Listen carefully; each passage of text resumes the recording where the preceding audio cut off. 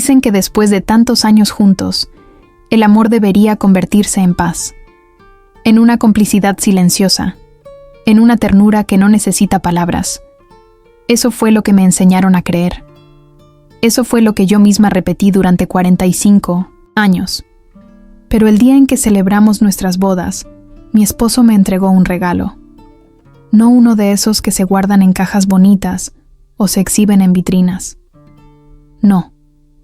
Me entregó un regalo pensado para desaparecerme, para borrar mi existencia como si esos años de entrega, de silencios, de paciencia infinita, no hubieran significado nada.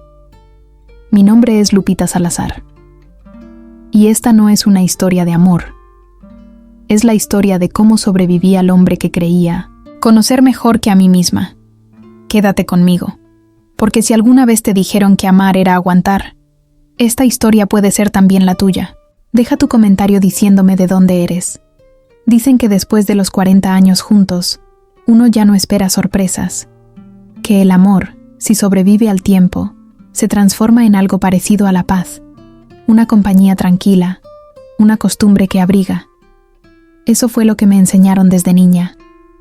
Lo que escuchaba en las charlas de mi madre con sus vecinas, entre el aroma del café recién colado y el sonido de los trapos golpeando el polvo de los muebles viejos. Y yo, obediente, hice todo como debía hacerse. Aprendí a coser botones, a preparar guisos que alimentaran no solo el cuerpo, sino también el alma cansada de un hombre que regresaba de trabajar. Aprendí a guardar mis lágrimas en los bolsillos para no incomodar, a sonreír con los ojos bajos, a decir sí, incluso cuando por dentro todo en mí gritaba no. Me casé con Ernesto Salazar a los 22 años. Él era un hombre serio, de palabras medidas y modales correctos. Mis amigas decían que había tenido suerte. Un hombre responsable, trabajador, que no bebe, que no levanta la voz. Repetían como si se tratara de una letanía sagrada. Y yo las creí. Porque en aquellos tiempos, tener a un hombre decente ya era motivo suficiente para sentirse agradecida. Al principio, todo fue sencillo. Una casa pequeña, 2 sueldos modestos, sueños grandes. Trabajábamos codo a codo para construir algo que, en mi inocencia, creía eterno. Cuando llegaron los niños, Alicia primero, luego Julián, nuestra vida se llenó de un ruido dulce. Risas, llantos, pasos pequeños corriendo por el patio. Fueron años duros, sí, pero también años en los que me bastaba una tarde soleada, una caricia robada en la cocina, un beso fugaz en la frente para sentir que todo valía la pena. Con el tiempo, Ernesto cambió. No de golpe, no con dramatismos de novela. Fue un proceso lento, casi imperceptible, como cuando el hierro se oxida y uno no lo nota hasta que la estructura ya está corroída. Empezó a hablar menos, a mirarme, como se mira un mueble que siempre ha estado allí. Útil, confiable, pero completamente prescindible. Yo me aferré a la costumbre, al deber, al amor que, aunque marchito, todavía era amor para mí. Nuestros hijos crecieron y tomaron sus propios caminos. Alicia se convirtió en enfermera, una mujer dulce pero siempre ocupada, siempre corriendo de un lado a otro. Julián estudió Derecho y se envolvió en una vida de trajes y horarios imposibles. Me sentía orgullosa de ellos. Sí, pero también cada vez más sola en aquella casa grande donde las paredes parecían murmurar recuerdos. Las cenas se volvieron silenciosas. Yo hablaba de trivialidades. El clima, los vecinos, las ofertas del mercado. Ernesto asentía de vez en cuando, con una mueca que apenas era una respuesta. Se había convertido en una presencia fantasma. Estaba allí, pero su alma parecía haber hecho las maletas hacía años. No había violencia, nunca la hubo. Y esa ausencia de golpes, de gritos, de escándalos fue precisamente la trampa más mortal. ¿Cómo denunciar el dolor que no deja marcas en la piel? ¿Cómo explicar la herida de saberse ignorada día tras día, año tras año? En algún rincón de mi mente, empecé a construir un refugio hecho de resignación. Así es el matrimonio, me repetía. Después de tantos años, ya no queda más que la costumbre. Y me aferraba a pequeños gestos, un cumpleaños recordado, una taza de café servida sin que yo la pidiera, un comentario breve sobre los nietos. Migajas que, en mi hambre de cariño, parecían banquetes. Fue en una de esas tardes de rutina cuando Ernesto llegó a casa con algo inusual en sus manos. Una bolsa de regalo pequeña, de esas que uno guarda para ocasiones especiales. Se la notaba incómodo, como si el peso de esa bolsa fuera mayor que su tamaño. «Te tengo una sorpresa», dijo, esquivando mi mirada. Algo se encendió en mi pecho, algo que no había sentido en años, un destello de ilusión, tibio y tímido, como los primeros rayos de sol tras un invierno largo. ¿Una sorpresa?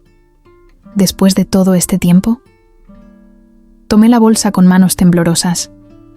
No por la edad, no por la fragilidad física, sino porque el corazón me latía con una fuerza que no recordaba. Dentro había una tarjeta sencilla, escrita con su letra firme. «Prepara tu mejor vestido. Vamos a revivir nuestra luna de miel». Levanté los ojos, buscando en su rostro la confirmación de que aquello era real. Ernesto sonrió, una sonrisa tensa, casi forzada, pero que yo quise creer genuina. «Mañana salimos temprano», añadió, girándose hacia la cocina como si quisiera escapar de la emoción del momento. Me quedé allí, de pie en la sala, abrazando la bolsa contra mi pecho como si fuera un tesoro. De pronto, los años de silencios, de ausencias, de pequeñas muertes diarias, parecían desvanecerse bajo la promesa de un nuevo comienzo. Esa noche, apenas dormí. Saqué del armario mi vestido azul, ese que reservaba para las ocasiones que nunca llegaban. Planché las arrugas con cuidado, con esmero, como si al alisar la tela pudiera también alisar las cicatrices invisibles que el tiempo había dejado en mí. Antes de dormir, me senté al borde de la cama y recé.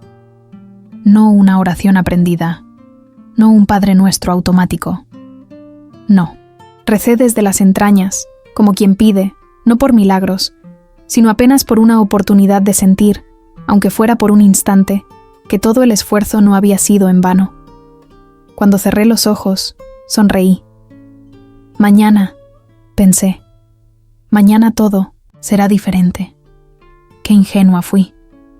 El día amaneció tibio, envuelto en ese tipo de luz suave que parece prometer cosas buenas. Me levanté antes que Ernesto, casi en puntillas, como cuando los niños eran pequeños y había que preparar todo, sin despertarlos. No sé si era emoción, nervios o esa parte de mí que aún creía en los pequeños milagros cotidianos, pero tenía el corazón al galope desde el momento en que abrí los ojos. Preparé café y puse unas tostadas. No quería salir de casa sin desayunar, aunque Ernesto, como siempre, apenas tocó su taza.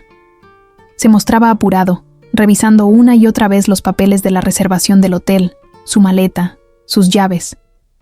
Me pareció extraño, pero me obligué a no darle importancia. Quizá estaba ansioso también como yo. Quizá, después de tantos años de rutina, volver al sitio donde todo empezó removía cosas que ni él mismo sabía cómo manejar. El viaje fue silencioso. Conducía mirando fijamente la carretera, los labios apretados, las manos tensas sobre el volante. Yo, sentada a su lado, sostenía mi bolso en el regazo y trataba de imaginar cómo sería el hotel después de tanto tiempo. ¿Habrían cambiado los muebles, las cortinas, el olor? Me aferraba a esos pequeños pensamientos para no darle demasiado espacio a la inquietud que empezaba a enroscarse en mi estómago. Durante el camino, intenté entablar conversación. Pregunté por los niños, por la casa, por cualquier tontería que rompiera el silencio espeso que nos envolvía. Ernesto respondía con monosílabos, sin mirarme. Me sentí torpe, como una adolescente en su primera cita. Era absurdo, lo sé, pero también era real. Cuando finalmente llegamos, el hotel estaba igual y distinto a la vez. Las paredes conservaban ese color crema ligeramente amarillento del tiempo, y el jardín de entrada seguía perfumado de bugambilias. pero había algo en el aire, algo que no supe nombrar, como una nota desafinada en una melodía conocida. En la recepción, Ernesto fue quien se encargó de todo. Firmó los papeles, pidió la llave, agradeció con esa sonrisa breve que solía usar cuando no quería conversar. Yo me mantuve a su lado, sintiéndome de pronto extraña, fuera de lugar, como si esa no fuera nuestra historia, como si estuviéramos invadiendo los recuerdos de otros. Nos dieron la habitación 214, la misma, de nuestra luna de miel. Ernesto insistió en eso. Cuando abrimos la puerta, el golpe de nostalgia casi me derribó. Ahí estaba la cama amplia con el dosel de encaje, las sillas de mimbre junto a la ventana, la pequeña chimenea que nunca usamos. Todo parecía igual, pero cargado ahora de un peso que antes no estaba. Dejé mi bolso sobre una de las sillas y me giré para decirle algo a Ernesto, pero él ya estaba sacando una pequeña caja de su maleta. Una caja envuelta en papel dorado, cuidadosamente atada con una cinta roja. La sostuvo frente a mí con ambas manos, como quien ofrece algo sagrado. «Es para ti», dijo, mirándome con una intensidad que me incomodó. Tomé la caja. Era liviana, pero el simple contacto me heló los dedos. La desenvolví con cuidado. Dentro había bombones, dispuestos en una bandeja de terciopelo oscuro. No eran los típicos de supermercado. Cada uno tenía formas distintas: corazones, flores, espirales. Los colores eran brillantes, casi demasiado. Había uno de un rojo tan intenso que parecía latir. Los mandé a hacer especialmente para esta ocasión, agregó Ernesto, como si esperara mi admiración. Sonreí, aunque por dentro una alarma empezó a sonar. El olor que emanaba de los bombones era fuerte, dulce en exceso, con un dejo amargo que me revolvió el estómago. Aún así, tomé uno. No quería arruinar el momento. No después de todo lo que había esperado sentirme querida otra vez. Cuando llevé el bombón a mis labios, Ernesto se apartó, diciendo que iría a buscar el champán. Lo vi salir de la habitación con pasos rápidos. Escuché la puerta cerrarse y luego el clic inconfundible de la llave girando por fuera. Me quedé paralizada. Una corriente de hielo me recorrió la espalda. Me levanté de la silla con lentitud, sintiendo que cada hueso de mi cuerpo pesaba el doble. Me acerqué a la puerta. Giré la perilla. Nada. Cerrada. Trancada. Desde afuera, el bombón seguía en mi mano, apenas mordido. Lo observé de cerca. No era el dulce en sí lo que me inquietaba, sino lo que representaba. Un regalo, una celebración, una trampa. El sabor que aún persistía en mi boca se volvió amargo, metálico. Corrí al baño, escupí lo que quedaba, enjuagué una y otra vez, temblando. Busqué mi bolso desesperadamente. Recordé que, por costumbre, siempre llevaba un pequeño frasco de bicarbonato de sodio y unas pastillas antiácido. Cosas de vieja, cosas de mujer precavida. Esa precaución, ahora, podría salvarme la vida. Me preparé una mezcla improvisada, en un vaso, temblando tanto que casi no podía sostenerlo. Bebí de golpe. El sabor era áspero, terrible, pero no me importó.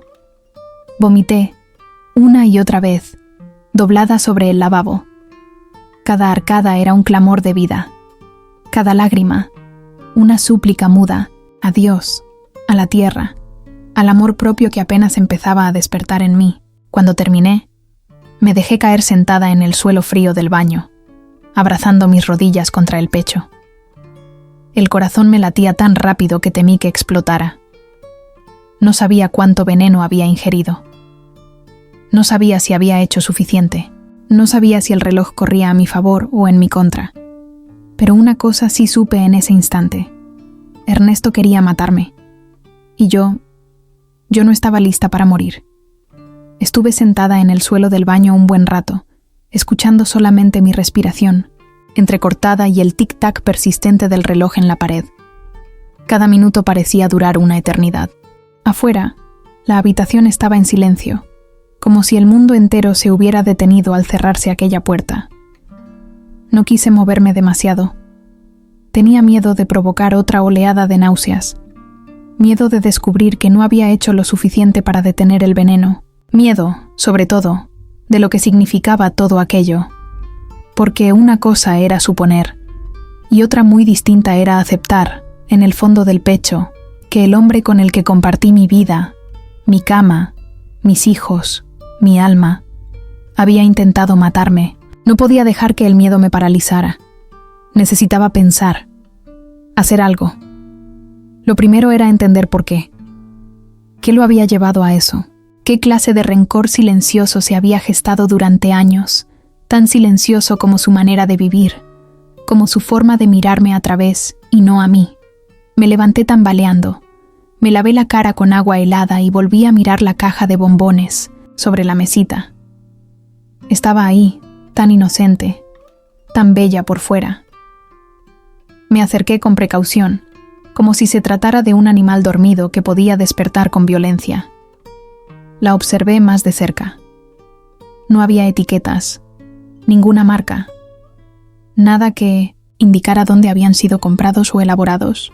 Todo en ella gritaba único, pero no en el buen sentido. Levanté la tapa lentamente, conteniendo la respiración. Había 12 bombones, cada uno distinto al otro, como pequeñas piezas de colección. Uno de ellos tenía una pequeña grieta en el costado, y pude ver un relleno oscuro, casi negro. El olor era fuerte, empalagoso. Lo acerqué a mi nariz. Entonces lo supe. No era solo chocolate. Había algo más, algo químico, algo que el cuerpo no reconoce como alimento. El sabor amargo que todavía me ardía en la lengua no era imaginación mía. Cerré la caja con manos temblorosas y retrocedí. Un paso. Me quedé de pie en medio de la habitación, sintiendo que las paredes se cerraban sobre mí. Tenía que hacer algo. Ernesto volvería en cualquier momento, y no podía quedarme ahí esperando a que terminara lo que había empezado. Fui directo a mi bolso. Gracias a Dios, mi celular seguía allí. Lo había guardado en silencio, como siempre, por costumbre. Nunca fui de esas mujeres pegadas al teléfono, pero en ese momento era mi única salida, mi única voz. Entré al baño de nuevo, cerré la puerta y me senté en la tapa del inodoro. Marqué con los dedos fríos, con el corazón latiendo tan fuerte que sentía que me iba a salir por la boca. Emergencias. ¿Cuál es su urgencia? Mi voz salió apenas como un susurro. Mi nombre es Guadalupe Salazar. Estoy en el Hotel Los Girasoles, habitación 214. Creo que mi esposo intentó envenenarme. Hubo un silencio breve al otro lado. Luego, la voz se volvió más alerta. ¿Está usted sola? ¿Está consciente? ¿Puede respirar con normalidad? Sí, por ahora sí. Estoy encerrada en la habitación. Comí parte de un bombón que él me dio. Me siento mareada, pero reaccioné rápido. Creo que lo vomité a tiempo. ¿Está segura de que fue él? Sí. Cerró la puerta con llave desde afuera. No ha regresado. Y hay una caja con bombones sin marca, sin etiqueta. Él me insistió mucho en que los comiera. No es normal. No es normal. Sentí que empezaba a llorar. Las lágrimas me caían sin control, no por debilidad, sino por la rabia, la traición, la sensación de haber sido estúpida durante tanto tiempo. Por favor, señora Salazar, escuche con atención. Vamos a enviar una patrulla. No toque nada. Manténgase donde está. ¿Tiene acceso a agua? Sí. Estoy en el baño. Tengo agua. Muy bien. Resista. Ya van en camino. Colgué temblando. Apoyé la cabeza en la pared fría y cerré los ojos. Había hecho lo correcto. Por primera vez en años, había hablado. Había pedido ayuda. No me quedé en silencio. Respiré hondo. Empecé a recuperar un poco la claridad mental. Tenía que buscar pruebas. Algo que confirmara mis sospechas, por si él regresaba antes de que llegaran los policías. Me levanté, salí del baño y abrí su maleta. Estaba cuidadosamente ordenada, como todo lo que Ernesto hacía. ropa doblada con precisión, un neceser, un par de libros viejos, y en un bolsillo lateral lo encontré, un sobre con papeles. No supe por qué lo abrí, solo lo hice. Dentro había documentos de un seguro de vida. Mi nombre figuraba como asegurada. La cantidad era alta, muy alta, más de lo que jamás imaginé que valiera una muerte. Ernesto figuraba como único beneficiario. La póliza había sido firmada hacía 3 meses, en efectivo, sin dejar rastros. Mis manos comenzaron a sudar. El papel se humedecía entre mis dedos. Todo estaba ahí, claro como el agua. No era una suposición. No era una fantasía. Era un plan completo. El hombre que compartía mi techo, mi historia, mi cama, me había convertido en una cifra, una herencia, una salida. Me senté en el borde de la cama con el sobre en las manos. No lloré más. Algo dentro de mí se apagó. No el dolor, no la rabia, sino la parte que aún en el fondo quería justificarlo. Esa parte murió en ese instante. Miré la caja de bombones sobre la mesa. La cerré con cuidado, como si contuviera veneno líquido, porque lo contenía, no solo en su interior, sino en todo lo que representaba. Mi esposo quería matarme, y yo ya no era la misma mujer que le servía la cena en silencio. Minutos después de colgar la llamada con la policía, el tiempo se volvió otra cosa. No corría, no avanzaba. Era como si el reloj se hubiese quedado congelado en la pared, burlándose de mí. El silencio de la habitación me pesaba en los oídos. No se oía ni el viento, ni un paso, ni un sonido humano. Nada. El sabor amargo seguía en mi lengua. El estómago me ardía. Primero fue una presión suave, como si algo estuviera expandiéndose dentro de mí. Luego vino el sudor frío. Empecé a temblar. Me quité la blusa de golpe. La piel me ardía, los dedos se me acalambraban. Corrí al baño. Me incliné sobre el lavamanos y vomité otra vez. Un líquido espeso, oscuro. Sentía que me deshacía por dentro, como si mi cuerpo se estuviera rindiendo lentamente. Me miré al espejo y no me reconocí. La cara blanca, los labios resecos, el cabello pegado a la frente por el sudor. El miedo se volvió físico. Ya no era una emoción abstracta. Era un animal trepando por mi columna, arañándome el pecho, cerrándome la garganta. Me arrodillé frente al inodoro y volví a vomitar. Ya no quedaba nada en el estómago, pero seguía con náuseas, como si mi cuerpo intentara expulsar no solo el veneno, sino también los años de silencio, las comidas, tragadas con lágrimas, las veces que me negué a mí misma para no molestar. Todo se revolvía dentro de mí. No sabía si el bicarbonato y el antiácido habían hecho efecto, pero me aferraba a esa esperanza como si fuera una cuerda en medio del abismo. Me obligué a respirar profundo. Conté hasta 5, luego hasta 10. El pulso seguía acelerado, pero podía sostenerme en pie. Eso era algo. Me apoyé en la pared fría y volví a mirar mi reflejo. No era la misma mujer que había entrado en esa habitación horas antes con el corazón lleno de ilusión. Esa mujer había muerto. En su lugar quedaba otra. Una que no sabía bien quién era todavía, pero que no pensaba dejarse morir así. Tenía que pensar, mantenerme despierta, fuerte. Sabía que si me desmayaba y Ernesto me encontraba inconsciente, el plan se completaría. Diría que fue un ataque, una indigestión. Y yo sería una viuda, una cifra en una póliza, un cuerpo frío en una cama de hotel. Volví al cuarto. Me senté en el borde de la cama, apretando los puños sobre las rodillas para no perder el control. Respiré hondo varias veces. Miré la caja de bombones cerrada sobre la mesa. La odié, no por lo que contenía, sino por lo que significaba. Esa caja era la prueba material de que el amor, cuando se pudre, mata. Pensé en Alicia, en Julián, en cómo reaccionarían al enterarse. ¿Me creerían? ¿Pensarían que exagero, que me confundí, que estoy senil? ¿Defenderían a su padre? Una parte de mí se rompió con ese pensamiento. Me dolía más que el veneno, porque siempre supe que Ernesto era capaz de apagarme.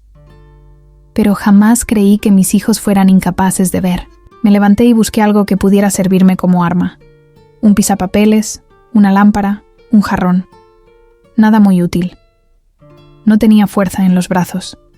Me odié por eso. Por haberme vuelto tan pequeña, tan frágil. Por haber entregado tanto de mí que ya no me quedaba casi nada. Y sin embargo, estaba viva. Y eso ya era un acto de rebelión. El sudor me caía por la espalda. Me sentía mareada, pero algo dentro de mí se encendió. Un fuego suave. No era rabia, aún no. Era una lucidez extraña, como si el veneno hubiera limpiado de mi alma todas las excusas. Volví al baño. Me lavé la cara una vez más, esta vez con movimientos lentos, conscientes. Me peiné el cabello con los dedos.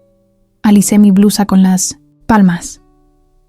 Me miré al espejo y por primera vez en años me obligué a sostenerme la mirada.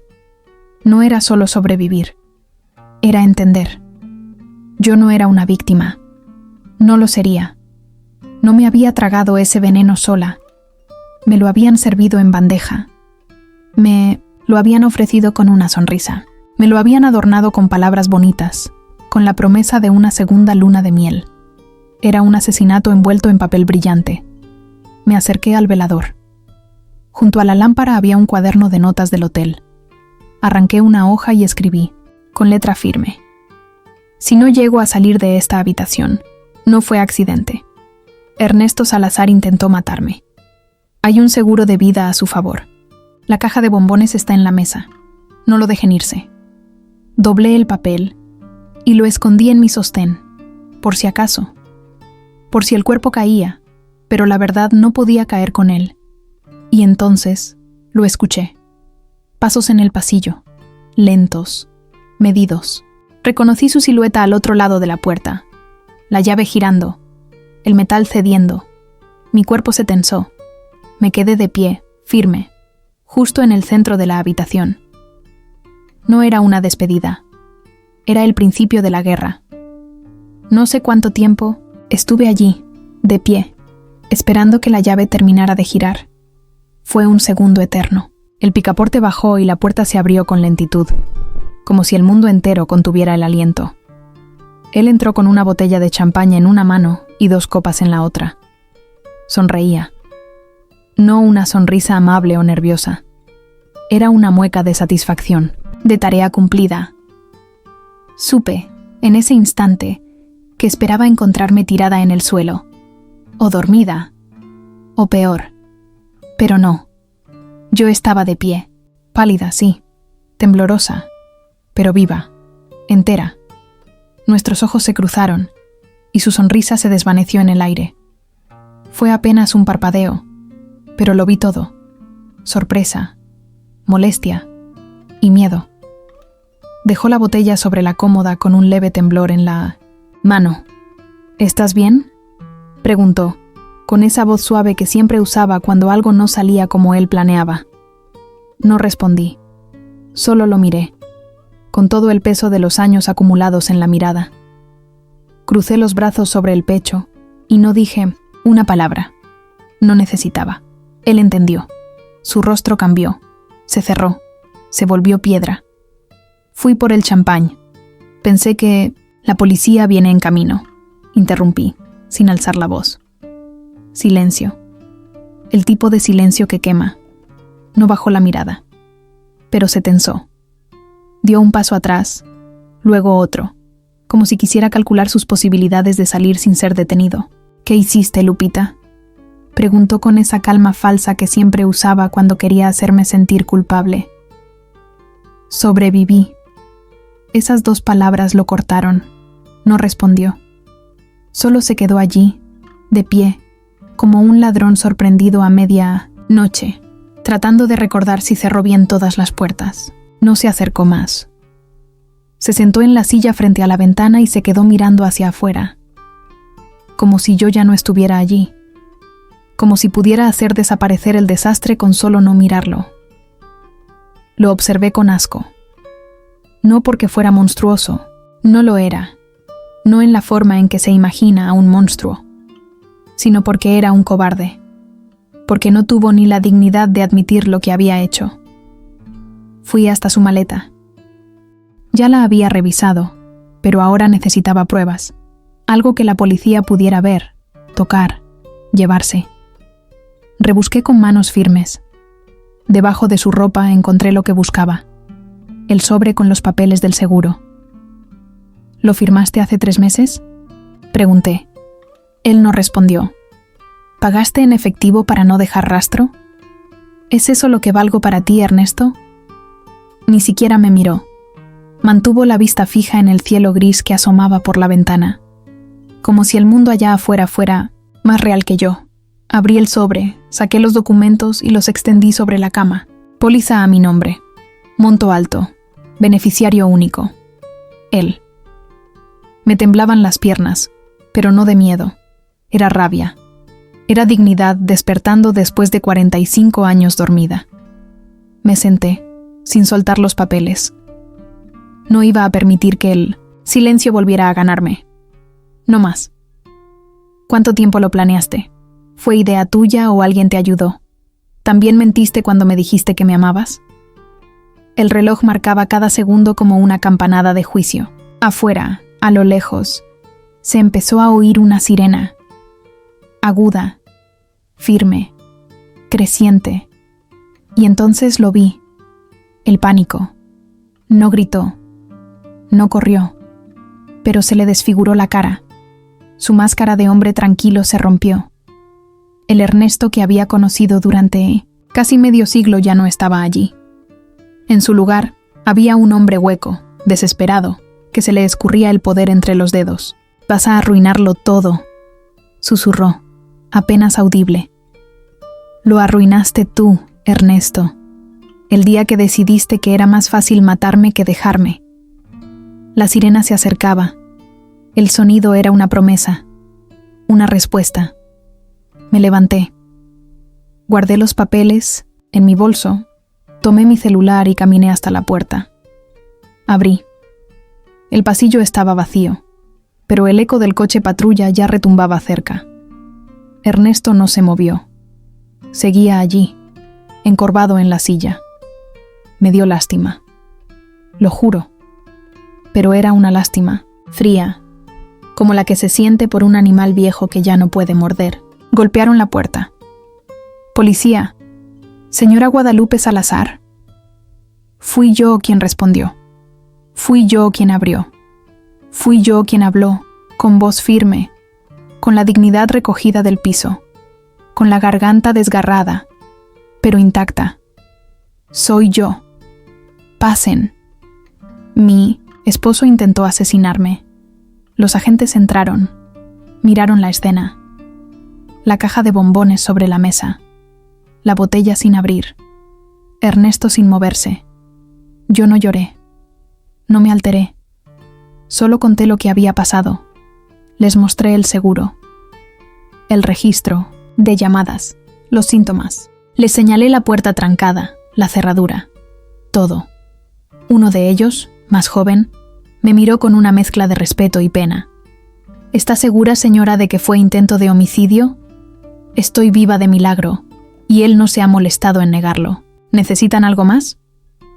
Ernesto fue esposado sin resistencia. Al salir, se giró hacia mí una última vez. Buscaba en mi cara algo. Tal vez perdón, tal vez duda, tal vez una última rendija de amor. No encontró nada. Porque, por primera vez en mi vida, no tenía miedo. Nunca había estado en una comisaría, ni siquiera de visita. A mis 67 años, mi vida había transcurrido entre ollas, mercados, patios de ropa tendida y consultas médicas de rutina. Nunca me imaginé sentada en una silla de metal, con un vaso de agua plástica entre las manos, rodeada de gente que escribía en computadoras y miraba papeles como si fueran rompecabezas urgentes. La ambulancia me había revisado en el hotel. Me dijeron que era probable que hubiese ingerido una sustancia irritante, tal vez un tóxico en dosis pequeñas pero peligrosas. Me hicieron pruebas, me tomaron la presión, Me dieron suero. No quise hospital. Quise venir directo aquí. Quería hablar. Quería terminar con eso de una vez. En la sala contigua, Ernesto estaba siendo interrogado. Yo lo sabía.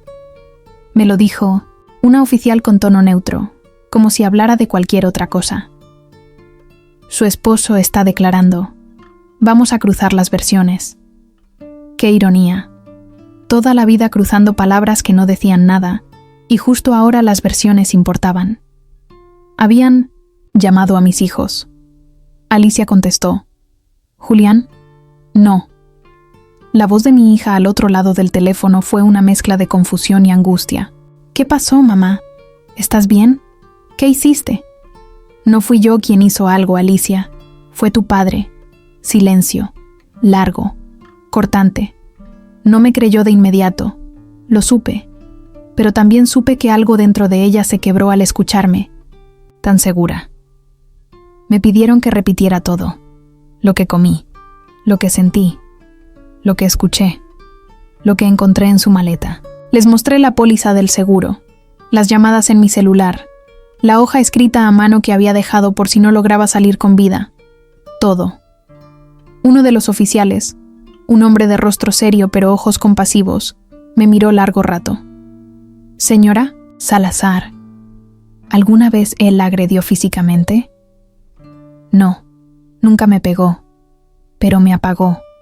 Me hizo pequeña, invisible, y cuando ya no le serví más, decidió sacarme del camino. Sus manos se detuvieron sobre el teclado. Me observó con algo más profundo que lástima, con respeto, como si apenas ahora entendiera que la violencia no siempre deja moretones, pero sí puede matar. La puerta de la sala de interrogatorios se abrió. Ernesto salió escoltado por 2 agentes. Llevaba esposas. Eso me golpeó por dentro, aunque no de la forma que imaginé. No sentí alivio, ni siquiera triunfo. Sentí que todo lo que fui durante 45 años se deshacía frente a mis ojos. Él me vio. Me buscó con la mirada como si esperara una explicación. Como si no entendiera qué había hecho mal. Porque, en su mente, él lo había hecho por los 2. Nos quedamos mirando unos segundos que pesaron más que toda una vida. Yo, sentada. Él, de pie, con las manos atadas. Era la primera vez que el mundo veía lo que yo había visto durante años, que detrás de su silencio había una frialdad peligrosa. ¿Tiene algo que decir?, me preguntó uno de los oficiales. Sí, que ya no le tengo miedo. Ni a él, ni a lo que digan. Me pidieron que firmara mi declaración. Lo hice con mano firme, con letra clara. Cada trazo era una afirmación. Estoy viva, estoy despierta, y no me voy a callar más. Ernesto fue trasladado a un centro de detención preventiva. En las horas siguientes, comenzaron a llegar llamadas. De abogados, de conocidos, del seguro.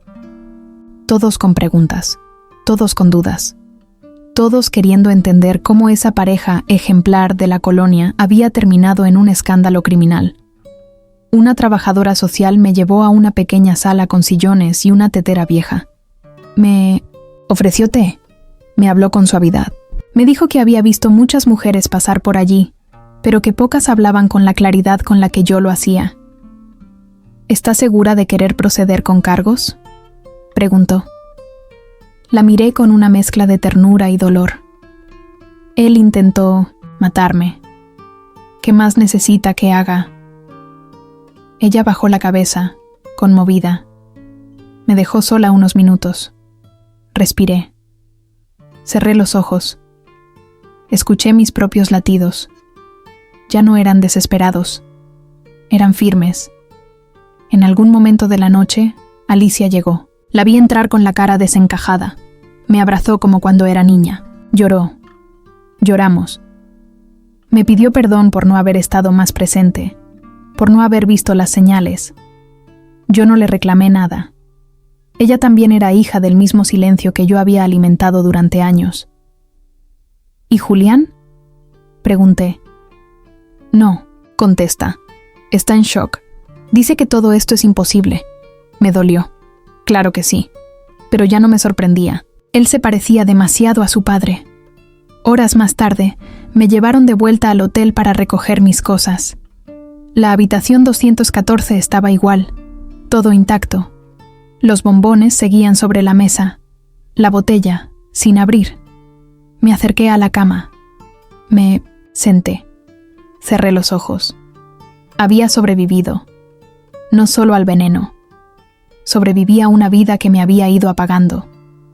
Y ahora, por primera vez en mucho tiempo, yo era quien tenía la palabra. Me puse de pie. Guardé mis cosas con calma. Doblé el vestido azul que había planchado con tanta ilusión. Ese vestido ahora era otro. Ya no era símbolo de esperanza. Era el uniforme de mi renacer. Al salir de la habitación, no volví la vista atrás. No lo necesitaba, porque ya no estaba huyendo de nada. Ahora era el mundo el que tendría que aprender a mirarme. Y esta vez no pensaba bajar la cabeza. El juicio no tardó tanto como algunos me habían dicho que sería. No fue una de esas batallas interminables de abogados y tecnicismos. Tal vez porque las pruebas eran tan claras, tan contundentes, que ni siquiera Ernesto pudo encontrar una salida limpia. El seguro de vida, la caja de bombones contaminados, el encierro premeditado en la habitación, mi declaración firme, los exámenes médicos que confirmaban la presencia de sustancias nocivas en mi organismo, todo estaba allí. No había cómo negarlo. El primer día en la sala de audiencias fue como caminar sobre fuego. No por miedo, sino por la sensación de estar abriendo una herida vieja frente a ojos desconocidos, de exponer no solo la traición, sino también los años de silencios, de miradas evitadas, de dolor encapsulado en la rutina diaria. Me senté en el banco de testigos con la espalda recta. Mi corazón latía rápido, pero no de pánico, sino de una especie de dignidad antigua, dormida, que volvía a recorrer mis venas. Ernesto estaba allí, del otro lado, con su traje gris barato, las manos cruzadas sobre el regazo, el rostro inexpresivo. No me miró. Nunca me miraba directamente. Ahora, quizás porque sabía que, si lo hacía, se vería reflejado en mis ojos. No el esposo perfecto que fingió ser durante décadas, sino el hombre pequeño, asustado, que había elegido el veneno como atajo para su cobardía. El fiscal me pidió que contara todo, desde el principio. Respiré hondo. Mi voz tembló al inicio, pero solo un poco. Luego, fue tomando fuerza. Cada palabra era una piedra sobre los cimientos podridos de nuestra historia. Conté cómo me ofreció los bombones, cómo insistió en que los comiera, cómo cerró la puerta con llave desde mi inodicen afuera, cómo vomité a tiempo, cómo llamé a emergencias desde el baño, escondida, mientras sentía que mi cuerpo se deshacía, cómo encontré la póliza de seguro escondida en su maleta. La sala estaba en silencio. Cada detalle, cada imagen, parecía clavar una aguja en el aire. Vi a algunas personas en el público tragar saliva, bajar la mirada. No era fácil escuchar aquello, porque no era un crimen brutal hecho en un arranque de rabia. No. Era una ejecución planificada con frialdad, con cálculo, con años de abandono convertidos en indiferencia mortal. Cuando terminé, el juez me agradeció y me permitió bajar. Sentí las piernas pesadas, pero caminé con firmeza. Me senté junto a Alicia, que no me soltaba la mano. Julián estaba ausente. Nunca vino. El abogado de Ernesto intentó defenderlo. Dijo que había sido un error de juicio, un momento de desesperación económica, que Ernesto amaba a su esposa, pero no supo cómo manejar la presión. Casi me reí. ¿Amor? ¿Eso era amor? Preparar bombones envenenados. Cerrarme. En una habitación. Esperar a que mi cuerpo se apagara solo, sin ruido, sin lucha. ¿Eso era amor? No lloré. Ni una sola lágrima. No frente a ellos. No frente a él. Cuando llegó el momento del veredicto, el juez fue claro. Culpable. intento de homicidio agravado, penas severas, sin derecho a fianza inmediata. Ernesto se quedó sentado, como si no entendiera, como si la vida le hubiera jugado una mala pasada que no merecía, como si aún creyera que, de alguna forma, todo esto era una gran injusticia, contra él. Cuando se lo llevaron, esposado, no me miró, y yo tampoco lo busqué. Ese día no gané una guerra, no me sentí victoriosa. Me sentí libre, y eso era suficiente. Salimos de la corte bajo el sol de la tarde. Alicia me abrazó fuerte. Sus lágrimas mojaron mi blusa. «Te admiro tanto, mamá», susurró. «Perdóname por no haber visto antes», la apreté contra mí. «Ahora ves. Eso es lo que importa». Esa noche, de vuelta en casa, encendí una vela pequeña en la cocina. No para Ernesto, no para pedir venganza ni justicia divina, sino para mí, para honrar a la mujer que, por fin, había aprendido a salvarse sola. Saqué del fondo del armario una caja de recuerdos, cartas viejas, fotos, pequeños regalos de aniversarios pasados. Durante años, los había guardado como tesoros de un amor que, ahora lo entendía, nunca fue realmente recíproco. Uno a uno, revisé cada objeto, no con nostalgia, no con tristeza, sino con una mirada nueva, limpia. No eran pruebas de amor, eran rastros de sobrevivencia, señales de una mujer que había dado todo lo que tenía, incluso cuando ya no recibía nada a cambio. Guardé solo 2 cosas, una foto mía, joven, sonriendo frente al mar, y un cuaderno de notas donde alguna vez escribí sueños que había olvidado. El resto lo empaqué para donar. No para borrar el pasado, sino para darle su lugar. Un ayer que ya no me definiría más. Esa noche dormí profundamente, sin sobresaltos, sin pesadillas, sin miedo a lo que pudiera pasar, porque, finalmente, el peor peligro había quedado atrás, y delante de mí había vida. Una vida que ahora era mía, solo mía. Nunca me imaginé de pie frente a una audiencia, mucho menos contando mi historia. Y sin embargo, ahí estaba, meses después de todo, en un pequeño auditorio comunitario, rodeada de rostros atentos, mujeres en su mayoría, con ojos que reflejaban algo que reconocí de inmediato, heridas antiguas. Todo empezó cuando una trabajadora social del centro de víctimas me llamó. Me había visto el día del juicio. Había leído los artículos del periódico local. Se acercó con respeto, con una humildad que me conmovió. ¿Ha pensado en compartir su experiencia con otras mujeres, señora Lupita?, preguntó. Hay muchas que todavía no encuentran su voz. Al principio dudé. ¿Quién era yo para hablar? ¿Qué podía ofrecer, además de una vida llena de silencios rotos y un amor que terminó en traición? Pero luego entendí, justamente por eso, porque había sobrevivido, porque, aunque no me creía especial, había logrado algo que muchas aún no sabían que podían lograr.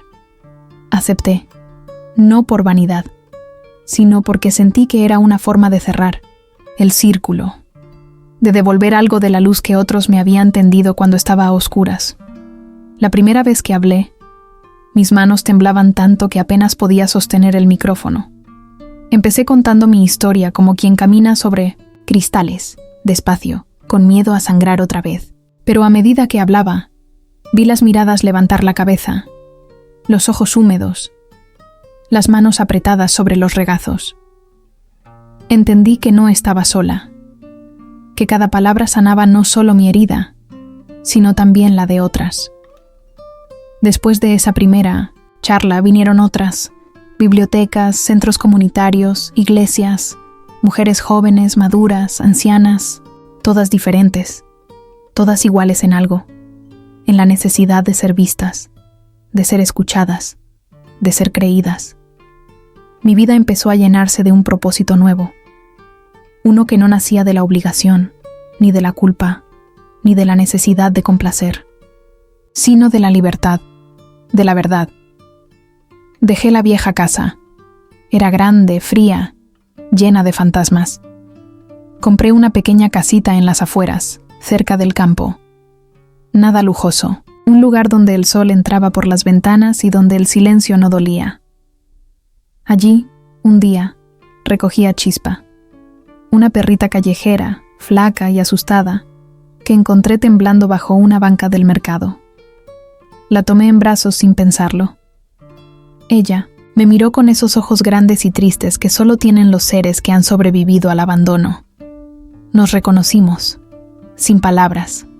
Chispa se convirtió en mi compañera inseparable. Caminábamos juntas al amanecer. Hacíamos siestas en el patio bajo el limonero. Compartíamos silencios cómodos, de esos que no pesan. Fue en uno de esos paseos que descubrí el taller de cerámica. Un pequeño cartel pintado a mano, una puerta de madera abierta, y dentro, el olor inconfundible del barro mojado. Entré sin saber exactamente por qué, y allí conocí a Raúl. Raúl era un hombre mayor, de manos grandes y mirada serena. Me recibió con una sonrisa cálida, sin preguntas, sin juicios. Me mostró cómo amasar el barro, cómo dejar que las manos siguieran un impulso más que un plan. Al principio, mis piezas eran torpes, disparejas, pero Raúl no corrigió nada. Solo decía, el barro sabe. Déjalo hablar. Poco a poco, entendí. El barro, como yo, necesitaba romperse para poder moldearse de nuevo. Cada grieta, cada imperfección, era parte de su belleza. Cada pieza que creaba era un testimonio de mi dolor, de mi resistencia, de mi renacimiento. Decidí abrir un pequeño grupo para mujeres sobrevivientes. Lo llamé Alma de Barro. No era un taller de arte, sino un espacio de sanación. Nos reuníamos los sábados, moldeábamos, hablábamos, llorábamos, reíamos, y en cada figura que nuestras manos creaban, dejábamos ir un poco del peso que nos había sido impuesto durante años. Alicia venía cuando podía. Al principio le costaba. Veía en mí no solo a su madre, sino también a la mujer que había sufrido en silencio mientras ella crecía. Pero con el tiempo, nuestras heridas se fueron encontrando, como ríos que, tras correr separados, descubren que desembocan en el mismo mar. Julián. No. Él seguía distante. No quería saber. No podía aceptar. Y yo, aunque me dolía, entendí que cada quien tiene su tiempo, su proceso. Ya no podía cargar también con su negación. Mi vida no era perfecta, ni simple, ni libre de cicatrices. Pero era mía, por primera vez, completamente mía. Una tarde, mientras moldeaba una pequeña figura de una mujer de pie, con el rostro alzado al cielo, entendí que no quería volver a pronunciar el nombre de Ernesto, no por odio, no por olvido, sino porque ya no tenía poder sobre mí. Su sombra no podía habitar donde había luz. Mi vida no era la misma de antes, y eso estaba bien. Eso era necesario. Cada mujer que venía a Alma de Barro me recordaba que la resiliencia no es solo resistir, sino transformarse. Como el barro, como el alma. Y yo estaba aprendiendo a ser, por fin, la artesana de mi propia vida. Mi casa en el campo era pequeña, modesta, sin lujos, pero cada rincón tenía mi nombre escrito. No era como la casa vieja, aquella donde cada pared, cada mueble, era un recordatorio de todo lo que había soportado en silencio. No, esta casa era mía, elegida, construida a mi ritmo, a mi manera. Las mañanas allí eran distintas. Me despertaba con el canto de los pájaros, con la luz entrando sin pedir permiso por las cortinas livianas, con el olor a tierra mojada después del rocío de la noche. No había relojes sonando, ni voces que me apuraran, ni miradas que me pesaran. Chispa era la primera en saltar a la cama, moviendo la cola con esa alegría incondicional que solo los animales conocen. Su presencia me recordaba cada día que la vida, aunque rota, puede recomenzar con ternura. Tenía un pequeño huerto detrás de la casa, tomates, albahaca, algunos chiles. No era gran cosa, pero verlo crecer día tras día me daba una satisfacción nueva, pura. Había algo profundamente sanador en hundir las manos en la tierra, en sembrar algo y verlo florecer. El taller de cerámica ocupaba una habitación entera. Allí, entre mesas de madera y estanterías llenas de figuras, pasaba horas moldeando, a veces, sin un propósito claro, solo dejando que las manos hablaran donde las palabras ya no eran necesarias. Alma de Barro se había convertido en algo más que un grupo. Era una familia elegida. Mujeres de todas las edades venían, compartían sus historias mientras amasaban el barro, reían entre lágrimas, sanaban en silencio. Cada pieza que creábamos era una cicatriz transformada en arte. Había aprendido algo fundamental en ese tiempo. La soledad no era enemiga, no era un castigo. Era por primera vez un espacio sagrado, un lugar interno donde podía escucharme, sentirme, reconstruirme sin necesidad de permiso ni aprobación. A veces, mientras moldeaba, pensaba en Ernesto. No con rabia, no con tristeza, sino como quien recuerda un libro que ya terminó de leer. Uno que dolió, sí, pero que ya no necesitaba volver a abrir. Era parte de mi historia, no de mi presente. Alicia venía a visitarme con frecuencia. Se quedaba algunos días, ayudaba en el huerto, aprendía a hacer cerámica. Sus manos, antes siempre apuradas, ahora encontraban un ritmo más lento, más humano. Nuestra relación había cambiado. Ya no era solo madre e hija, era algo más profundo. Dos mujeres que habían sobrevivido a la misma tempestad, aunque en barcos distintos. Una tarde, mientras pintábamos unas tazas recién horneadas, me miró en silencio largo rato. «Nunca te vi tan feliz, mamá», dijo finalmente. Sonreí. No un gesto forzado, no una sonrisa de cortesía. Una sonrisa real, que me nacía desde dentro. «Es que ahora soy», respondí. Antes, apenas existía. Ella dejó el pincel sobre la mesa y me abrazó. Lloramos un poco, no de tristeza, sino de alivio, de amor, de gratitud. Raúl también seguía en mi vida. No como un romance. Yo no necesitaba repetir viejas historias, sino como un compañero silencioso en este nuevo capítulo. Compartíamos tardes de barro y mate, caminatas lentas entre los árboles, conversaciones que a veces no necesitaban palabras. Él nunca preguntaba sobre mi pasado, nunca intentaba curarme. Sabía, como yo, que algunas heridas no se cierran del todo, y que está bien así, que no es necesario estar completamente intacta para vivir plenamente.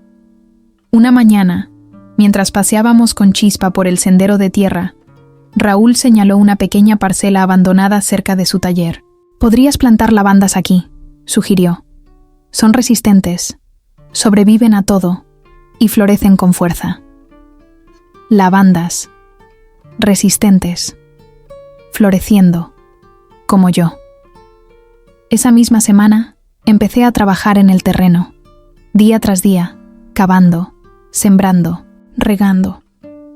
Cada planta era una promesa, de futuro, de vida, de belleza nacida de la tierra dura. Una tarde, mientras el sol caía y el aire olía a tierra y flores, me senté en medio del campo recién sembrado. Chispa a mi lado, Raúl moldeando, barro en el taller, el canto lejano de los grillos. Cerré los ojos y respiré hondo. Por primera vez en décadas, no tenía miedo. No esperaba el próximo golpe, ni caminaba de puntillas alrededor de nadie. No vivía a medias. No suplicaba amor. Vivía, completamente. Con mis cicatrices, sí. Con mis miedos aún latentes, también. Pero mía, entera. Y entendí, en ese instante, que había algo más poderoso que sobrevivir, renacer, no como antes, no como otros esperaban, no para demostrar nada, sino para mí, por mí, porque a veces las flores más hermosas crecen en la tierra que parecía más árida, y yo era prueba viva de ello. El auditorio no era grande, apenas unas cuantas filas de sillas de plástico, un escenario sencillo, un micrófono sin adornos, pero para mí era más que suficiente. Cada asiento ocupado era un corazón latiendo. Cada rostro mirándome era una historia, un dolor, una batalla silenciada. Mujeres jóvenes, maduras, ancianas. Algunas solas, otras tomadas de la mano, todas allí, no por curiosidad, sino porque algo en sus almas reconocía el eco de lo que venía a compartir. Esperaba estar nerviosa, temblar, dudar, pero no. Me sentía extrañamente en paz, como si todo el camino recorrido hasta aquí, cada lágrima, cada noche en vela, cada cicatriz invisible, hubiera sido necesario para este momento. Acomodé el pequeño cuaderno de notas sobre el atril, no para leer, no necesitaba leer. Lo traje como símbolo. Era el mismo donde, hacía años, había escrito sueños que creía olvidados. Chispa dormía a un lado del escenario, enrollada, en su manta, ajena a la solemnidad del momento pero parte indispensable de mi vida nueva. Respiré hondo y hablé. Buenas tardes, mi nombre es Lupita Salazar. Mi voz llenó el auditorio, cálida, firme, sin vacilaciones. Durante 45 años, creí que amar era aguantar, que ser esposa era sacrificar sueños, tragar silencios, soportar ausencias, que el amor verdadero todo lo perdona, todo lo sufre, todo lo justifica. Pude ver cómo algunas cabezas se inclinaban, cómo algunas manos se apretaban más fuerte. Durante 45 años fui una sombra amable, crié hijos, sostuve una casa, apoyé a un hombre que, al final, decidió que era más fácil matarme que mirarme a los ojos. Un murmullo recorrió la sala, no de escándalo, de reconocimiento, de indignación, de empatía. Ese día no morí, ni cuando sentí el veneno recorriendo mis venas, ni cuando supe que todo en lo que había creído era una mentira, ni cuando descubrí que los años entregados no pesan en la balanza del que solo sabe recibir. Me acerqué un poco más al micrófono. Miré a esas mujeres, una a una. Ese día, nací. Se hizo un silencio tan profundo que casi podía oír los latidos de todos los presentes. Hoy estoy aquí, no para contar una tragedia, no para que me compadezcan.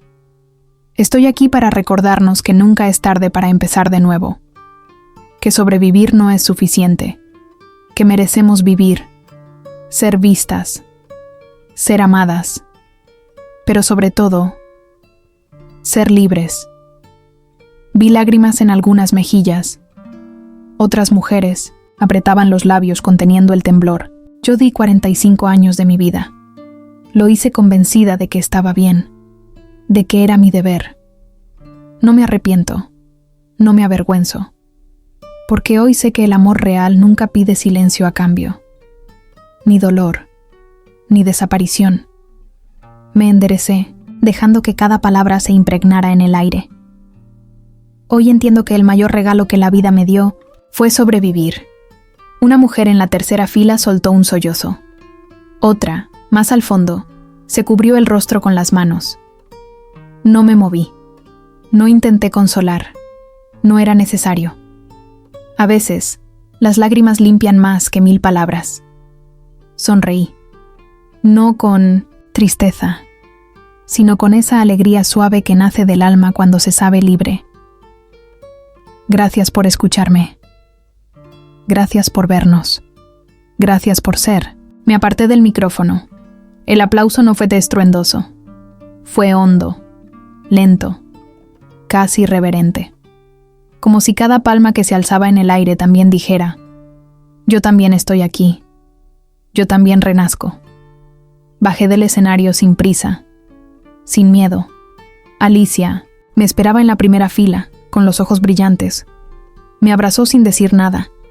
No hacía falta. Miré alrededor una última vez.